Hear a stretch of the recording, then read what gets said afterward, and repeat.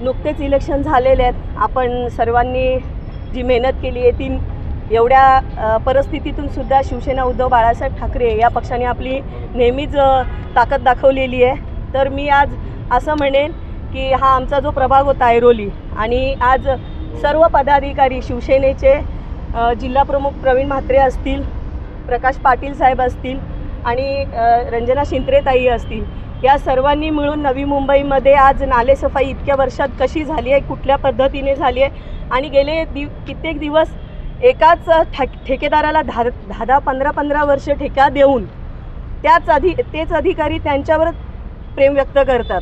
ते कशासाठी करतात, काय करतात हे आपण सर्व जाणतो।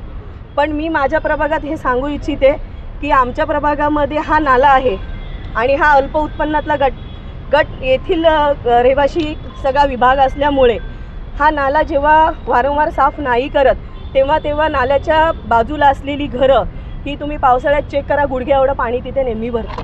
थोडासा शिल्लक एक पाऊस जरी झाला तरी तुम्हाला तिथे गुडघ्याभर पाणी भरलेलं तुम्हाला दिसेल। मग आमचं एवढंच म्हणणं होतं, आज शिवसेना एवढी आक्रमक झाली आहे तर ह्या एका गोष्टीमुळे की नाल्याची वारंवार साफसफाई ठेकेदार का करत नाही आहेत आणि अधिकारी एवढे मन लावून त्यांच्याकडं तो जाब का विचारला जात नाही। म्हणून आज शिवसेना पक्षाने आम्ही सर्वांनी ठरवलं आहे की आम्ही प्रत्यक्ष नाल्यात उतरून नाल्याचा गाळ हा प्रशासनाला नेऊन गिफ्ट करू की कशी तुम्ही प्रशासनाची दिशाभूल करता आणि अधिकाऱ्यांना तुम्ही पाठीशी घालता आणि ठेकेदाराची घरं भरता।